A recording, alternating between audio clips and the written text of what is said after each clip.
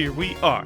We are going to record another podcast. We're going to make some people laugh. We're going to make some people cry.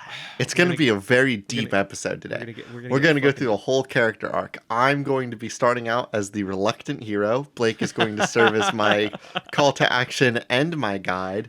We haven't quite decided whether or not this is one of those man versus the world, man versus man. Yeah, we got well, it's a writer's room podcast. We'll figure it out.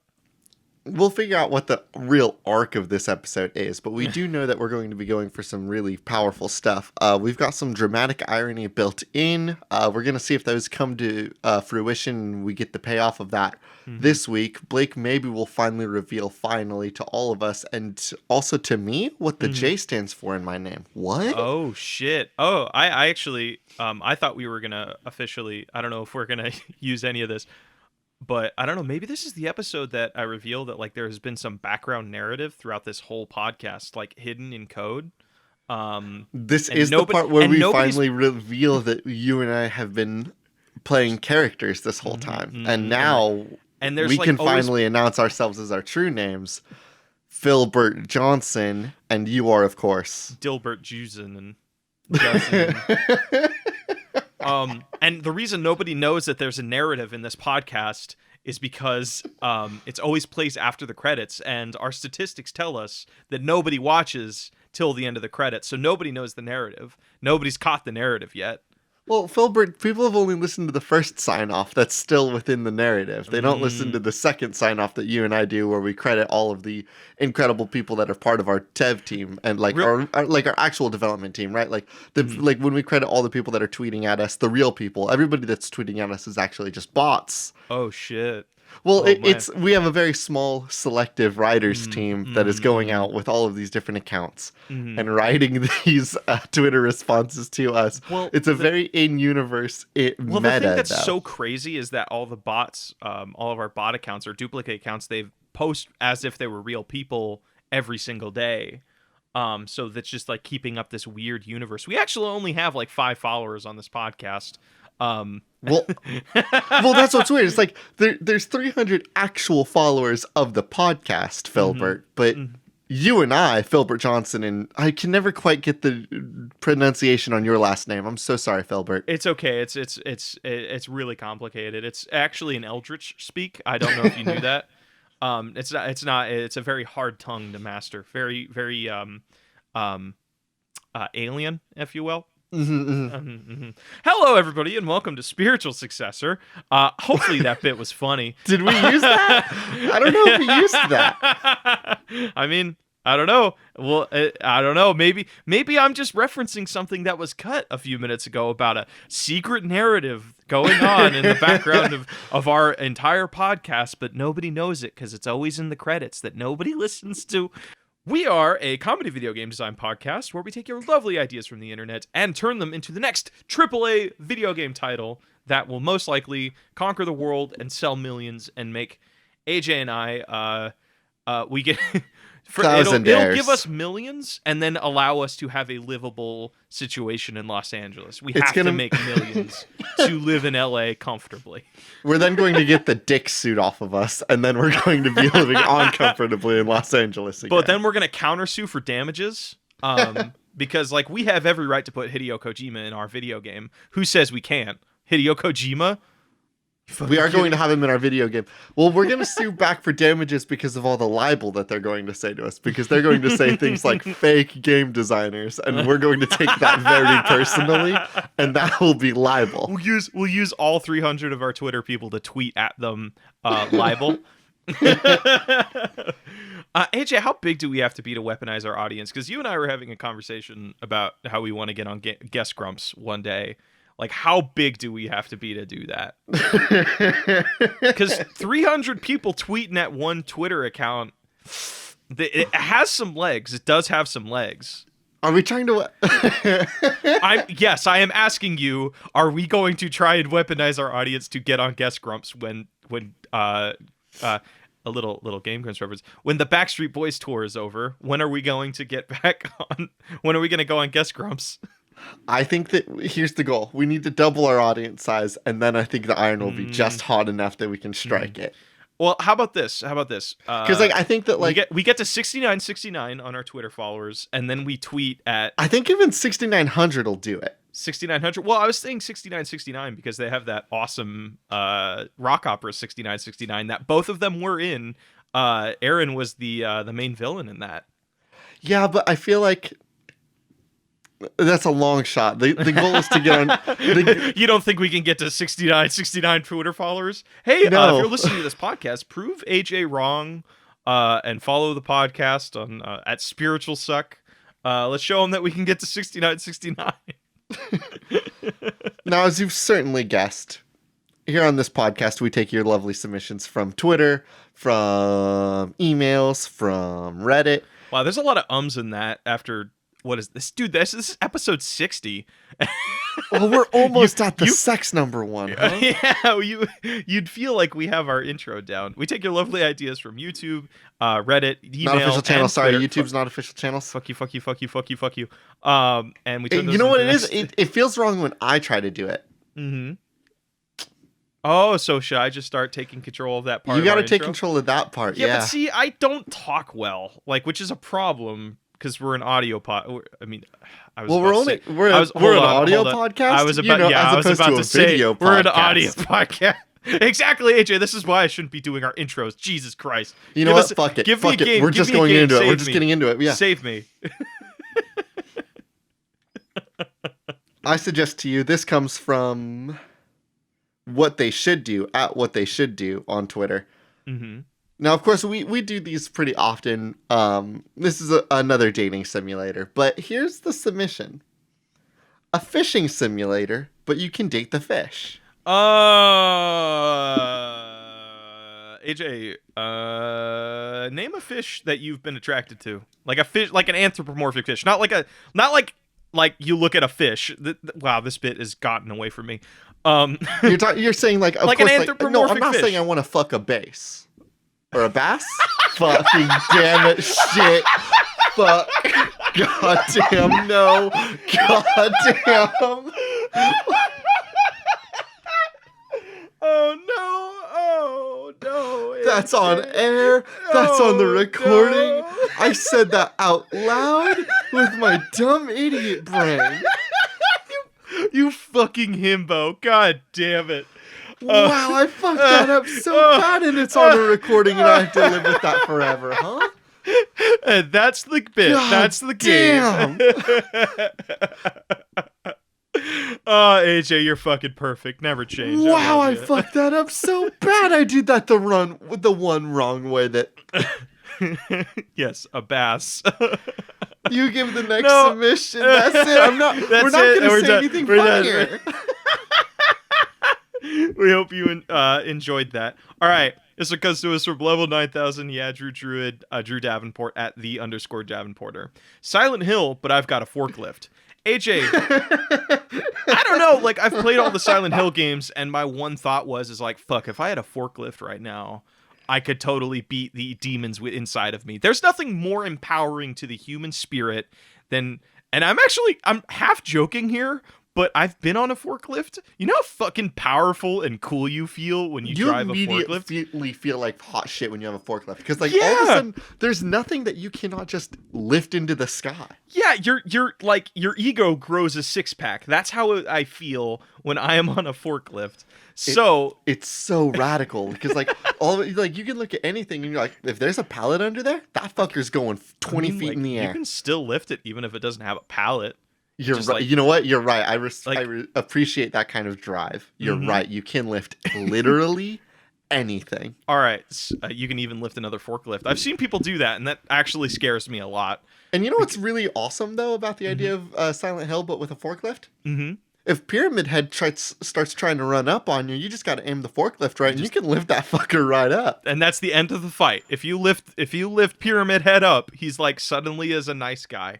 Well, that's all he needed. All he needed was he was depressed and he needed some lifting up. This is a story of redemption. Of his Pyramid Head lifted off of his shoulders. Oh shit! Please is that why pick him up by his big fat-headed noggin and lift him into the sky? so that he may feel a little bit of relief on his horribly sore neck. This reminds me of, have you ever, it's like, I don't have a source, but I know I've seen it in media where like this has the equivalent of like an adult like holding a kid's head away from them as the kid tries taking punches, but it's like if you lift up Pyramid Head by his head, he's just like can't reach you. He's just like, imagine his big ass sword just flailing about and he just can't hit you because you lifted his poor head up. You lifted him so high up in the air. You treat him like a babby. Oh shit. Okay. Now here's the thing: would we try to find any fears that we can have with a forklift? Because again, Silent Hill is about like the good Silent Hill games are about the fears that we face in the human psyche. Yeah, I don't know, man. I've never never gotten on a forklift and then felt existential crisis. Like I was like, job security, finding glove and connecting with somebody. All that stuff melts away when I have the how many fuck, I don't know anything about engines. It has 3 engines. I was gonna say, what the fuck were you about to ask? I was gonna say a 4-block engine, but I know that's not a thing. It's a big block or a small block, if I remember correctly. A 4-block engine, though. Hold on. It's a forklift that has 4 engines in it. That's why it's called a forklift. I didn't know if you knew that. Because the 4 is the 4 blocks of the engine. The 4K lift. I'm a fucking gamer who stays inside all day and like discords people. Do you think I know anything about forklifts? So in Warhammer, they don't have forklifts, they have 40K lifts, and it's shortened to 4K lifts. Wow, you really just scraping the bottom of the barrel for that joke, aren't you? Yeah, fuck you. So here's the thing that is scary about forklifts. At least you tried. You ever been around, like, here's the thing that is scary about forklifts. Mm-hmm. I was at a job where we had all these pallets that were sitting up on the forklift, or big pallets full of like camera gear that would be hoisted up into the sky and placed on these big scaffolds. Oh, this is the camera rental company you worked at, right? Yeah. Yeah. Somebody used the forklift once and they were not paying attention to where the forks were. They were not properly taking care of their forklift safety actions.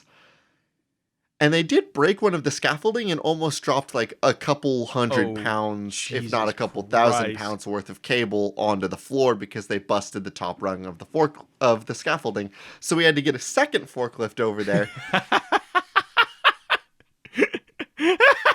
Wait, I think I remember you telling me about this. Please continue. And the second forklift was there to so there was a whole beam of the scaffolding that had to be lifted up with the second forklift so that we could then lower the first forklift and get it out.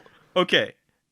How can you do this but Silent Hill? What is the equivalent of having to jury rig very dangerously a forklift? The fear of having a forklift is knowing that somebody else also has a forklift and is just as powerful as you. Oh, so Pyramid Head has a forklift.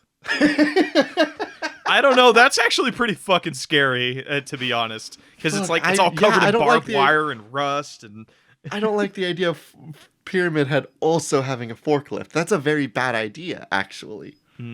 Would his be like a convertible forklift? Actually, you know what? Honestly, we're thinking about this the wrong way. The opening beat of this is you finding your way into Silent Hill for whatever reasons. Turns out you've been dead the whole time. Spoilers for pretty much all Silent Hills. I don't think that's true at all. It's a spoiler for one of them, the Wii one, I think. And you actually find Pyramid Head. That's like your first interaction in Silent Hill. You stumble into a forklift and you manage to lift his head off, and you think that kills him. But he comes back later. You know what's scarier than Pyramid Head? Forklift head. Forklift head. So he's a fucking forklift for a head, and now he's on. I don't know what that looks like. Does he just have pallets that he lifts just to scare you?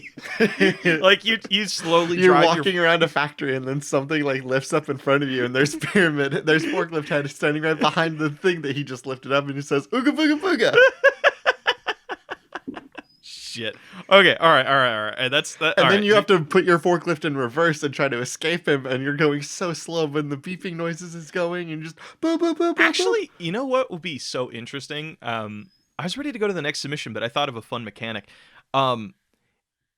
if so, like we were talking about how you feel so much power when you have a forklift and fear kind of evaporates from you. What if we do a thing? Because like I'm trying to figure out another game that has this, but um, the more chances you take, the braver you are, the less like scary things will show up in the game. So, but if you like get into that warehouse where Pyramid Head is like coming at you and you shift into reverse, like maybe a meter starts going down, like your sanity meter. So like the more like you step away or like the more like you back up your forklift, the crazier the visuals of the game get. So like a good example is in Don't Starve, the less sanity you have, like more ghost creatures start showing up in your peripherals. And eventually, if your sanity gets low enough, those shadows will start attacking you. So maybe we can do something like So that. what you're proposing is like a braveness mechanic, right? Yeah. Like this would be a game where like I don't know if like a Silent Hills is like the best way to do it, but like what you're proposing is like let's flip the formula to like maybe a combat action game, maybe like a Dark Souls really quick, just so I can kind of briefly understand what you're proposing. If you go in and you fight every monster head on in the game, there's going to be like 20 monsters that you fight throughout. But if you try to sneak around and run away from the big dragon, 4 smaller dragons show up and they say, "Look at this punk bitch running away. We're going to kick his ass." Those are the lines exactly. That's my favorite line in this Silent Hill game. Is when 3 smaller pyramids heads show up. Oh my god, it's like Pyramid Hype Men. They're just like it's like fucking it has the same exact energy as cuz you and I were talking about Hamilton before we were recording this. Where Thomas Jefferson's is like, sometimes I even wonder why I bring the thunder, and then there's that hype guy. He's like, why he even brings the thunder? You know, like over his shoulder. I like that you were thinking that. I was thinking a little bit more like Timmy and Tommy. Oh, where it's 2 pyramid heads and it's like, kick his ass, kick his ass. Just like one is way more hyped while the other one's really quiet. Yeah. Oh god, I love that. Actually, that sounds fucking phenomenal. I got another video game suggestion for you. All right, thank you, Drew. This comes from Caleb at Busto314. Scooby-Doo, a Telltale series. Okay, are we going like grimdark fantasy vibe with it? Or are we going like comic? Like I'm asking what era of Scooby-Doo are we doing? Like original like 70s, 80s? I want to do early 2000s live action Scooby-Doo. Oh. I want to capture that energy of like it's kind of real, it's kind of not. Yeah, but except for like except for what? I don't know. I feel like those movies were problematic in some regards. Were they? I mean, isn't there the whole sequence where like they swap bodies and Fred's whole thing was like, Fred does immediately grab his boobies, doesn't he? Yeah, and grabs Daphne's boobies, and that's like even as a kid I was like, hey, that doesn't. I don't know how that flies. And that's then he immediately was like, to do, now I'm though. gonna look at myself naked, and I'm like, you're a fucking creep, sorry, he dude. does have a line where he says, "I'm gonna go look at myself naked." Does like what a fucking? It's kind of creepy. It's kind of creepy. I forgot about that line. That line sucks. Yeah. And then there was the whole message in the second movie where Velma needs to like change herself and be like this hot seductress, like all leather wearing thing to be valued as a like by this guy she likes. And I'm like, I'm not into that either. Those we could fix that. Okay, hold on, we can fix that. All right, what elements do you want to take? What if every time somebody was trying to tell Velma that she needed to like wear a latex dress, Velma was like, she decks him in the fucking mouth. Well, it would be more like Velma will remember this. Like every time you give like misogynistic advice to Velma, Velma's like, yeah, cool. Fuck, I hate this guy. She'll like, oh fuck. You know, it'd be so funny, if you turned it on its head, where like you as the character, like if you say those things and are being misogynistic, somebody treats you with the exact same words like later in the game. Oh hell yeah! Like it punishes you for being a piece of shit and flips like that, like the things you said back on you. Now here's the big question that I ask: Is this a Scooby-Doo Telltale game? Do we swap between all of our different Scooby-Doo compatriots, and we're kind of crafting this world with all of them, choosing different character lines for each one of them, or are we going to play as one singular Mystery Inc. person? It was Mystery Inc., right? I want to do this in the same way that the first Until Dawn did, where it's like it is a group of people, but the group of people gets separated and occasionally runs into each other before being separated again. Okay, cool. So we are playing as like all of the Mystery Yes, Inc. gang. each We're gonna chapter, play as Shaggy. We're gonna play as Scooby. We're gonna play as Fred. And then on your New Game Plus thing, you know who you play as? Is there a new plus where you get to play as Scrappy? You fucking bet there is. Ooh. So, where do we go now? Well, okay, so if you want to do this based off of the 2000s games, there's two options we can do. One, we can do it like it's the first movie where we're on an island, which might be fun, because holy shit, we can have Sugar Ray as the soundtrack. We can bring them out of retirement, and they can do the soundtrack for this whole game. Holy fuck, I haven't thought about Sugar Ray in like 10 years. I haven't thought about Sugar Ray in 23 years. What are you talking about? You were like old enough to know Sugar Ray. Could you name me a Sugar Ray song really quick, Blake? Good question. Don't have an answer for it. Because I'll be honest, I have no idea who the hell you're talking about. You don't know who Sugar Ray is? All right, hold on. No, I'm going to YouTube right now. I'm going to find out who Sugar Ray is. All right, hold on. If you type, you remember the girl, the singer dude that Daphne was crushing on in the first movie? No. All right, well, he looks like a fucking Kyle if I've ever seen one. Like a fuckboy Kyle. Just type in Scooby-Doo Sugar Ray and you'll see the scene where he shows up. Is that Kanye? No, that's not Kanye. Oh, I know this song. Every Morning by Sugar Ray. Oh, yeah. Yeah. Yeah, this song rules, actually. That song is super good, right? Yeah, Sugar Ray's pretty good. I think they got a little bit taken over by not taken over, but they were pushed under the rug by Smash Mouth, I think.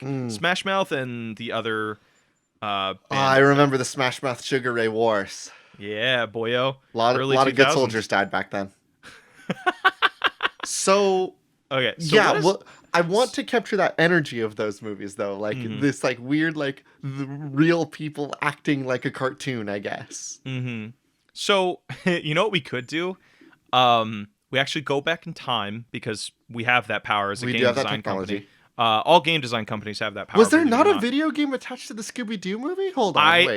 I don't know, but I'm thinking we do this. You know, like how in like a mid-90s computer games, they would just record video, but then upload it to the video game, but it was like super compressed and look pixelated. Oh yeah. So we do that. So we shoot this whole movie as if like we shoot all the scenes, but then we run it through that shitty mosaic filter to make it look like it's a video game. Because I guess honestly, I don't know if they did it because of technical limitations where it was mosaiced out, or they were like, hey, instead of animating this thing, let's just record some video of it and then upload it as if it and as if it was a video game. Wait, I don't know. Both options. I might be talking out of my ass here really quick, but there was a video game that did something similar to this. There was a race car game that I think it was like The Crew or something, but it had like a live video element. But then when everybody was like being filmed on camera, they then went through and keyed everybody out and gave them a negative fill. So everybody had this like weird black border line around them. Oh yeah, I think I know what you're talking. Yes, I believe I have seen that before. You know what I'm talking about, right? Like what? Yeah, it's like they look like they have like a silhouette on them, basically. Yeah, and it was just for like one. I could be talking out of my ass, but I feel like I vividly remember it. And like people were talking about like that video being weird looking. It was at some E3. It was definitely for a car racing game though. Well, okay, let's go back to our Scooby-Doo game. So we have the basic idea of running it through a shit filter. Yeah, we're running it through a shit filter, and it's just the Scooby-Doo movie with all the deleted scenes. And I think that maybe the only like actual Telltale game mechanics is choosing which one of the deleted scenes you get to watch. You know what this reminds me of? Like, this reminds me of I don't know if you've ever played it, but remember the Final Destination movies? Like some of them would include their own bonus feature where you can go through the movie but choose different paths on when characters die or not. What? No, I did not know that. Are you telling me that it was horribly designed? Final Destination of all things did the Bandersnatch move before Bandersnatch? It was horribly executed. So because the way it would work is like if you save somebody here, it wouldn't directly change the story. They just died elsewhere. So like it always ended the same. I remember like putting so much time into it, like thinking, oh, like, because I thought it was going to be like a Bandersnatch situation, even though I didn't know what the fuck Bandersnatch was when I was One day 12 this is years going old. to be like this thing. This is going to be like a Netflix exclusive 10 years from now. And I spent so much time like trying to be, okay, this person didn't die from the pipes, so how are they going to change the fucking story? Or like this person didn't die because the weight. I think there was like one where they were like exercising and the weights, like, fuck, I can't look at Bowflexes the same way anymore. I think like, because anytime I look at a Bowflex, I think about this, like the You've been weights traumatized. yeah, I guess I was. The weights come undone and it basically tears his arms off of his body, but which is so weird because who the fuck has that much grip strength and who wouldn't let go? He just hung on to it and his arms got torn off. He had tetanus. He had locked wrists. Yeah. I don't think that's a thing, AJ. It's the best I can possibly come up with. Do you have another video game for us? I do have another video game submission. All right. This one comes to us from a new submitter, I believe. Roxy at New Music pinned at C_through girl. An arena brawler, but set in one of those indoor trampoline parks. So AJ, this rules. Yeah. All right. You remember that? What's it called? It's like down the street from us. It's wait. What's your favorite arena brawler? First of all. Probably I would say the Berserk games. I like them. They're fun. What Berserk games? There's the one where he has the big sword and you have like the shit ton. No, I know who Berserk is. No shit. But I'm talking about John like, Berserk. His name is Guts, and I would thank you to remember that. His name is John Berserk, and everybody. His name is not John Berserk. You insult him. You insult him and everything he stands for. It's a masterwork of art, and you shitting all over it. I'm not being mean to John Berserk. I love him and all of his cool things. You're being more than mean to John Berserk. I'm a huge fan of how he murders real good, and his cool big sword and his awesome eye patch. Okay, so hey, maybe we can go with that. Okay, so. If it's also, the game you're thinking of is not an arena brawler. Really? I thought an arena brawler is just you have a big open map and you can, like, it just have hordes of enemies. Or are you talking about arena brawlers? I think would be more like I guess like a Bayonetta or like the old God of War games. Enslaved is a good example of an arena brawler. Like every battle encounter you go into like a small little arena that you do your little fighting in, and they're like, good job, the door unlocks and you can go to the next arena. That's pretty Berserk. That's pretty. The Berserk games operate like that. Look, I would love to see a Berserk brawler. You know me. You know I love character action games. You know I love brawlers. You know I would love to see a Berserk brawler. But AJ, but that's different. It exists. Berserk and the Band of the Hawk is an arena fighter. Is it? I thought it was a warrior style game. You and I just talked about this last week. It's a warrior style. Yeah, but not an arena brawler. But going by the logic you just gave me, you are in a specific small area that has to fight the enemies to go to the next area. That happens. That's Berserk. I almost said John Berserk, you fuck.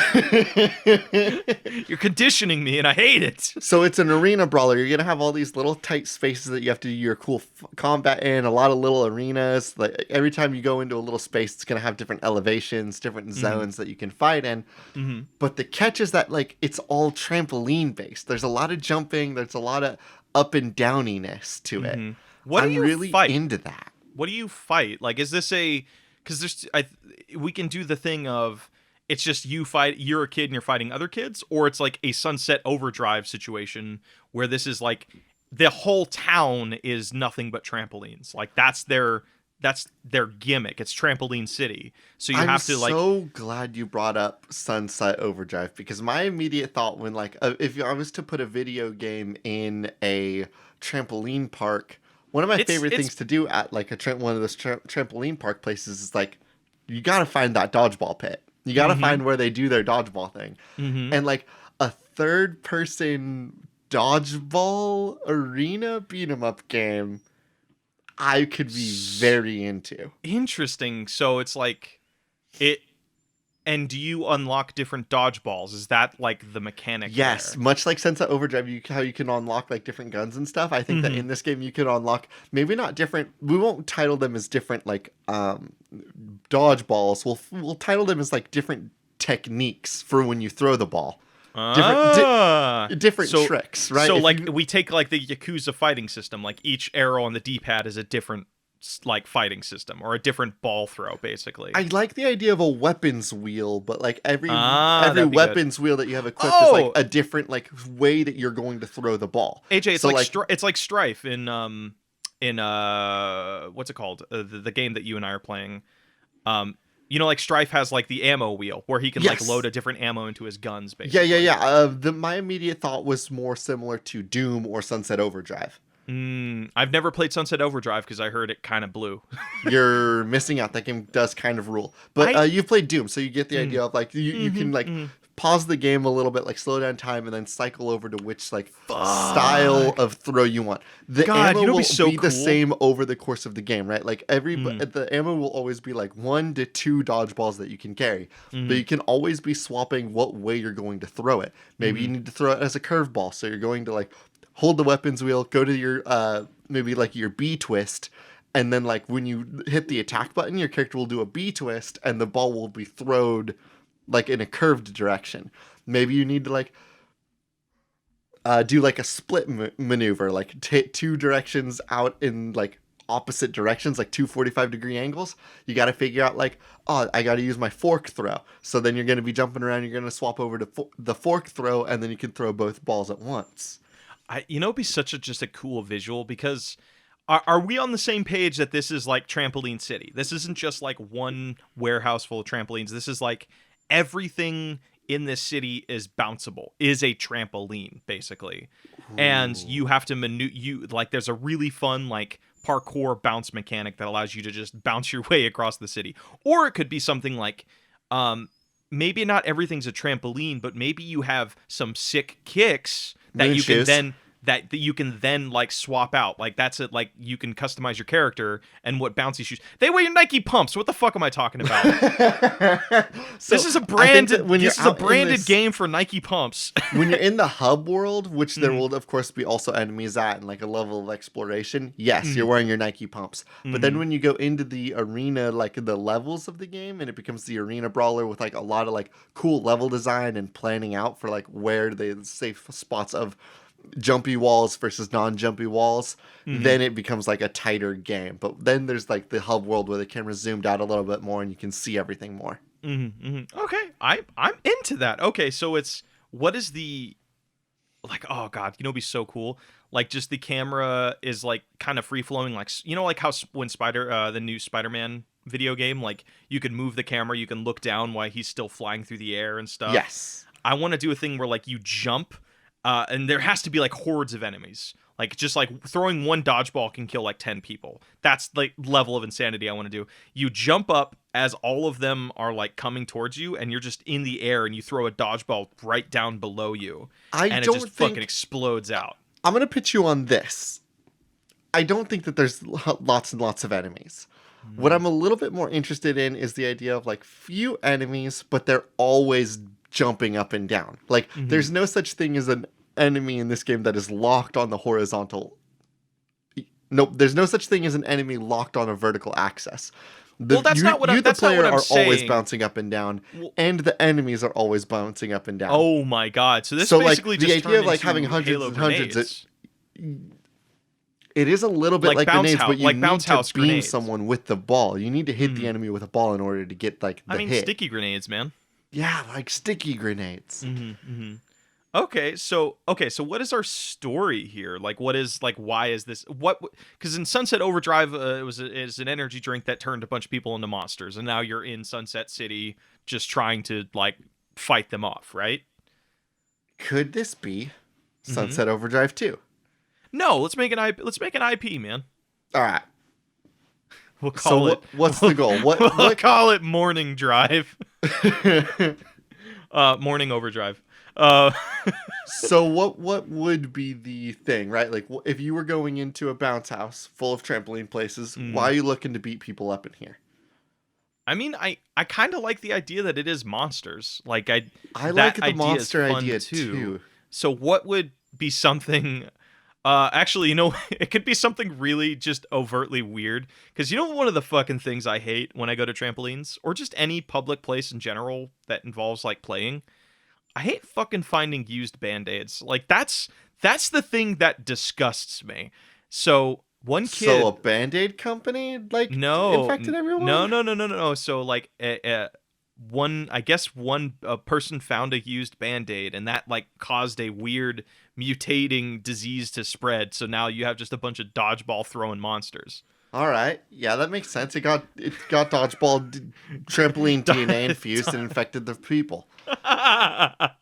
um, or there was like toxic, or maybe there's, ooh, that could be interesting. So what if the dodgeballs themselves were toxic? So like maybe your character over the course of the game is They slowly. have the cure, and beaming someone with a dodgeball cures There you them. go. So like it's you show up to the doctor of the game who looks like a like the scientist from Luigi's Mansion, that kind of crazy kooky invention sort of vibe. He's like, "I have injected these dodgeballs full of the cure and you must beam them." And that's how you clear each level is you need to that's it. That's it. Yes, Because you go into like Mhm. you go into the building and it's like, all right, there's 58 people within this building that are Mhm. like bouncing around, jumping around, fighting each other, fighting you.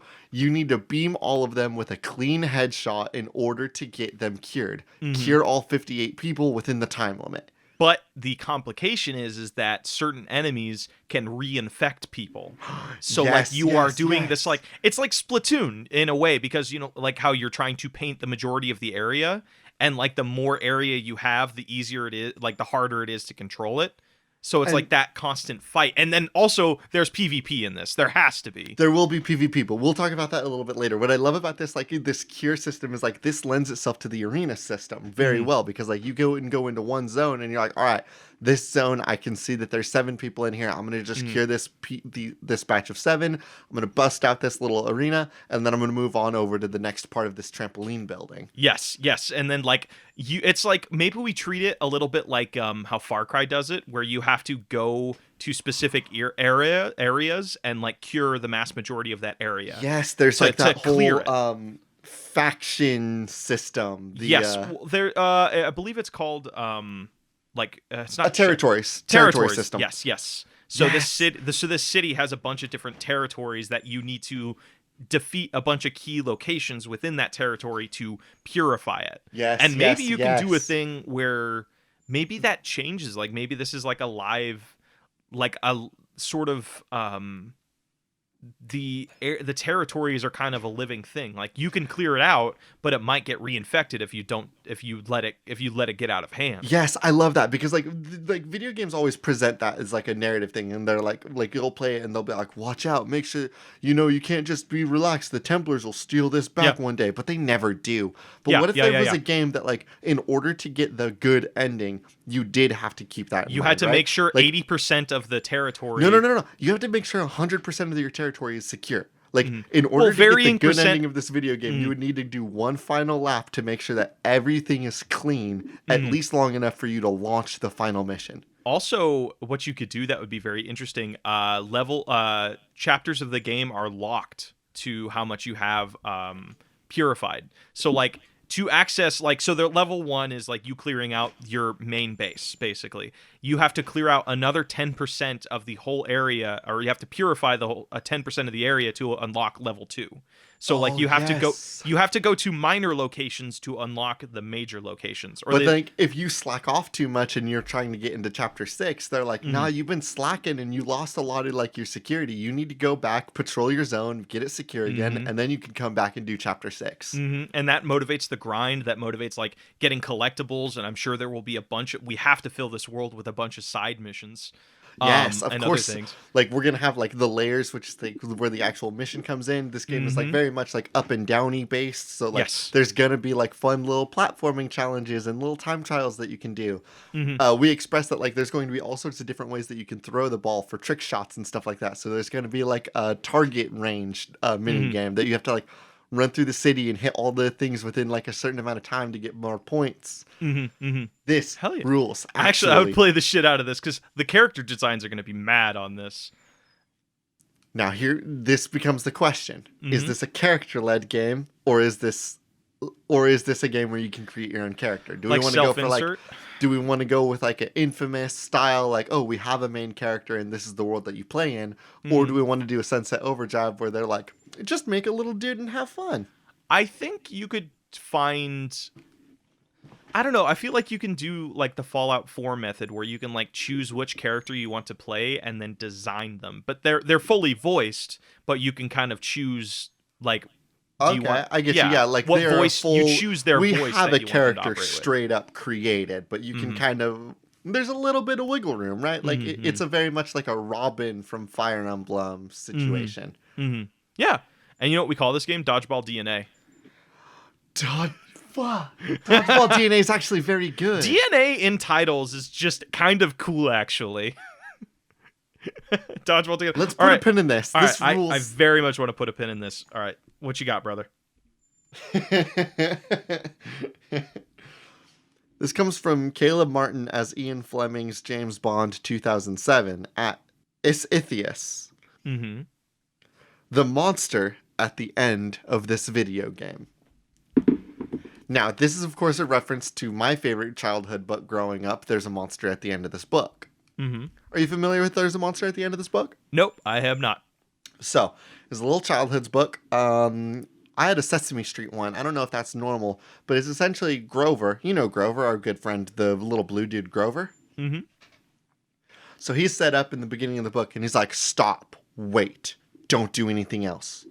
I'm begging you, please, don't open the next page. If you keep fucking around in here, you're going to find out that there's a monster at the end of this book. I have no way to control him. You have no way to defeat him. And if you keep going, we're going to all end up dying. So is this a So game? you turn the page in the book. And Grover's there again. He's like, no, okay, I just told you not to open this up. Can you please seriously not do that again? So you turn the page again. And Grover's like, please, God. And as you go through the book, Grover continues to beg for his life more and more and more as he becomes more concerned about the fact that you are rapidly approaching the monster at the end of the book. And Grover has no idea what he's going to do about it. So he's sitting there, he's begging. He says, please don't open the book anymore. I'm begging you. You'll kill us all. Please, please, please. I have a wife and kids. So you keep on. This sounds like traumatizing as fuck, actually. And then you get to the end of the book. And you know what the monster at the end of the book was? It's just a mirror of you. It was you. It was either that or it was just a photo of Grover. But what I want to... It was one of the two. It might have just been a photo of Grover, which was very funny. It was my favorite book growing up. I loved this book. Could not get enough of fucking with Grover. It maybe is why I'm a little bit of a goblin, and like when I see friends in agony, I like kind of just am like, fuck with him. That's fucked up, dude. It just activates something in me. So how do we? Because like one way I think we can gamify that. Do you think our audience would care about Metal Gear Solid Phantom Pain spoilers? No. What? Okay. How does this relate to Metal Gear Phantom Pain? Because my immediate... Stick with me. Okay. At the beginning of the game, you design a character, and then that character never comes back. And because like you're playing Phantom Pain. You're playing as Phantom Pain. You're playing as Phantom Pain, but it turns out the character that you designed was your actual face before you got turned into Phantom Pain. So I'm wondering if you can open this game up. No tutorial, no explanation. All of our trailers are super vague as fuck. And it opens up in a character creation, and you can like Monster Factory the shit out of it and create your character. Or you can create a character, but all of the dials are very extreme. There's no way not to make a character that looks weird. And then the whole game is played in first person, and you think you're playing the character that you designed. But it turns out you're playing somebody else, and as the game progresses, you find out that the monster at the end of the story is the monster that you designed. I'm very interested in that. Here's the wrinkle, right? Like, I love the idea that you end up creating this monster at the end of the book, or the monster at the end of the game. What I want to nail down on though is like as far as a video game goes is like Grover begged for his life. Grover at every moment, very meta, was like, "Don't go any further. If you continue, there's a monster at the end of Oh this book. It God, doesn't wait. end it well for either of us." Hmm. I want to capture that in a video game. I want a video game where every character knows that they're in a video game and they're begging you, like, don't go any further. Like, if you keep this up, you're going to hit the end of it and nothing's there. Like, there's just an end, like, unbeatable boss. Like, if you keep on this journey, no one ends up happy. Like, I want that, like, somber journey is, like, I imagine that, like, maybe, like, a Soulsborne tone with this video game is, like, there's definitely a level of people there that are like, don't do it, warrior. Hey, that's hell you're going into. Okay. Well, I was thinking along the lines of this because if we really want um to make them feel like they are a monster, you know what we do? So you design the character. So you design this character at the beginning and like maybe they're over the intercom or something as you are on your way like to kill them or something. And the ending of the game is you actually killing the character that you designed. So like you are you have to like you think they're a monster but they've been pleading for their whole life this whole time and the game ends with you killing the character that you created. And it's like really kind of fucked up Yes, because you are the this monster. Yeah, this plays into like the idea of like you created a character. What if this this is okay? This might be like, yes, you've created this character and you think that you are playing as this character, right? You created this character, you customized it, you're first person, but it would make sense that that's you. And then you get to the end of the game after the game continues to warn you, don't go any further, don't go any further, don't go any further. And you get there and it's just you. It is like the character that you created that you now have to get rid of. Interesting. So, oh, I like that a lot. This is a fucking like a mind-bendy Yeah, fuckery game. it's a little bit of a mind-bending thing where like the entire idea is just like you have to go out and kill your darling. Oh God, that's so fucked up. And like what I love about this is like this would definitely hit like an indie game tone. I think that like there's a lot of like meta narrative about like characters like having things that they really enjoy that they ended up like having to let go of, right? Like maybe you read a writer that like he's like, I had to rewrite my entire final act because like no one really liked it. Or you run into like a film director or like that's like, I don't like the final cut of my movie. I did everything during the process that I really enjoyed, but the final product wasn't something that I like really was dedicated to.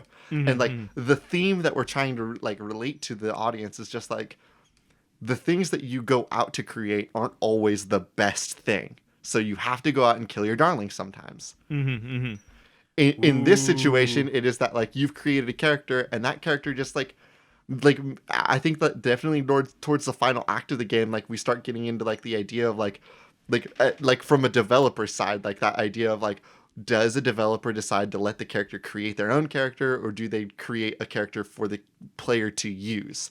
And so like maybe like you like to get like hyper meta, maybe you as the character are the tool that the developer is using to retract the ability to create your own character. Oh my God, that's just like this is like way more philosophical than I thought it was gonna be. But I'm like super down with it though, like because like the thing is, it only takes like an hour to play. This is like a very simple sort of just experience game. This is a lot like what's it called? This is a walking simulator. Yeah, this is It's like a walking simulator, but it's like that one game that you and Nina took me through about the lampposts, where it's like about the video game designer analyzing the like his favorite game developer and trying to put meaning in things that don't matter.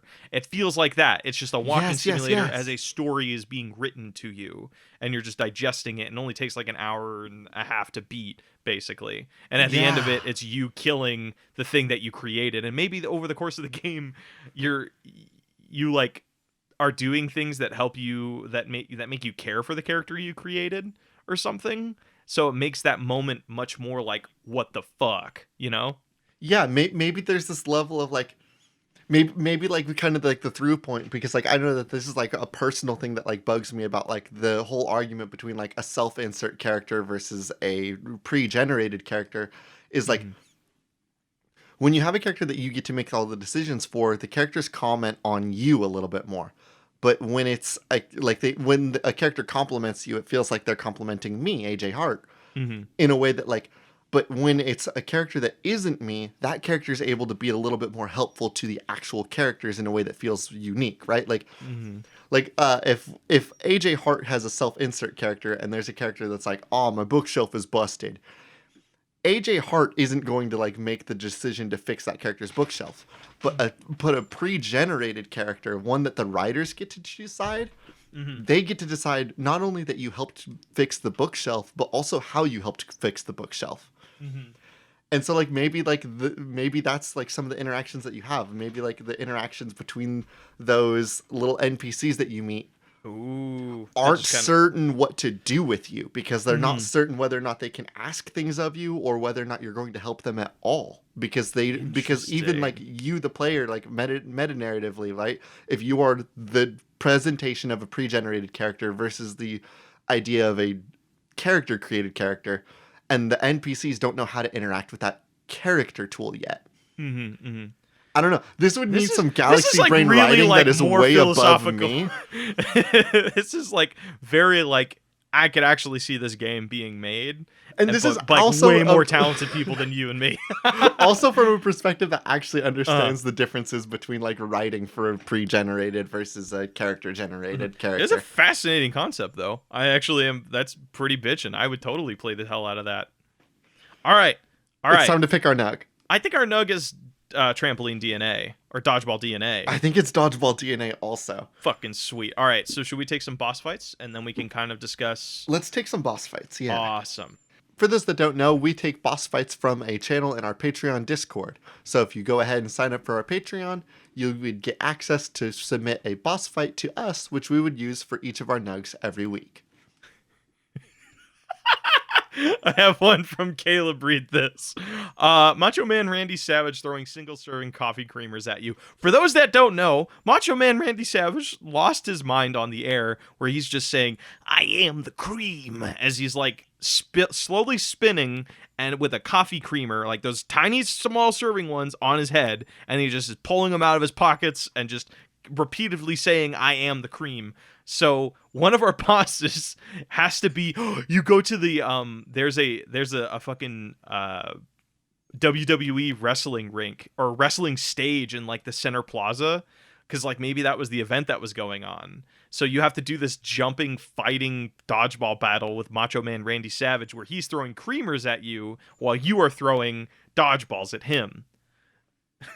And but it has like all of the flair, like it's like how you trigger cutscenes in Dead Rising. You just walk into an area and then the cutscene will trigger.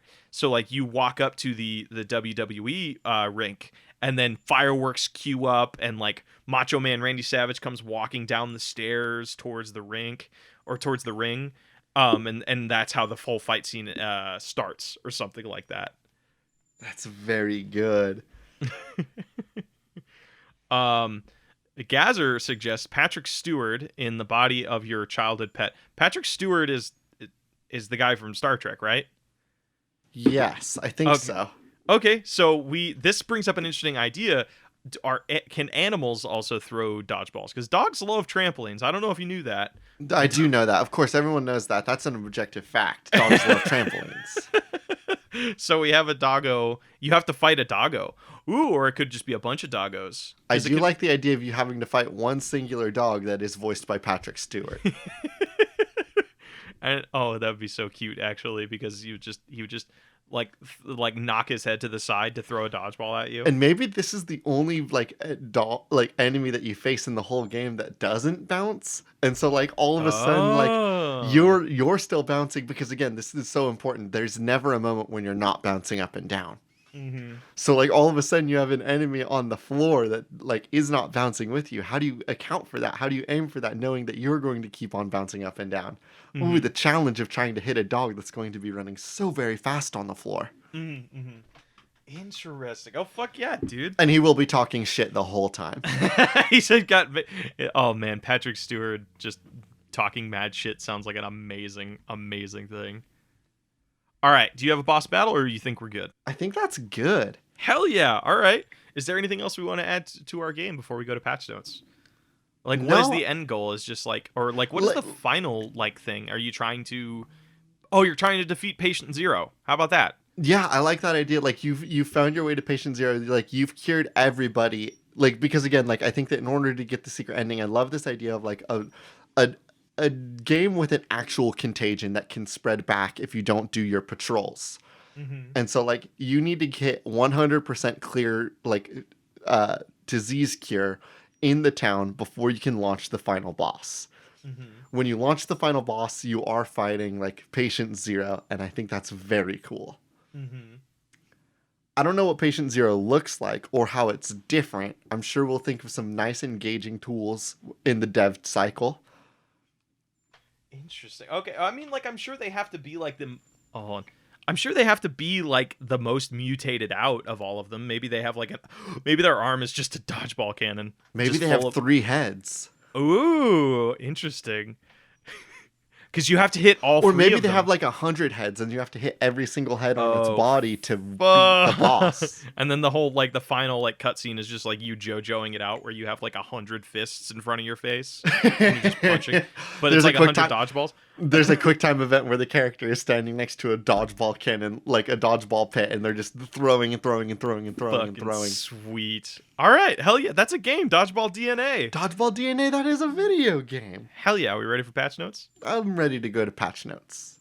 How's it going, everybody? Welcome to patch notes. Welcome to, yeah, you know, what sorry, did I get in the way? No. Sorry, was I a little bit too fast? No.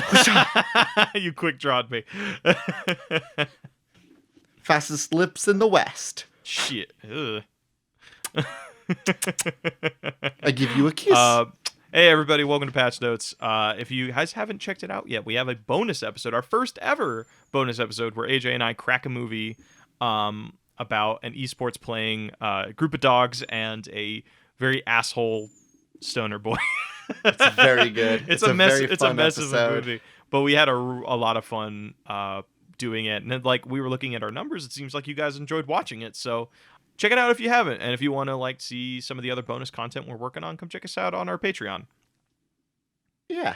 Thank you all so much for listening. As always, our intro and outro music is Cheap Shot by Anamanaguchi, an excellent song from an excellent band for an excellent game.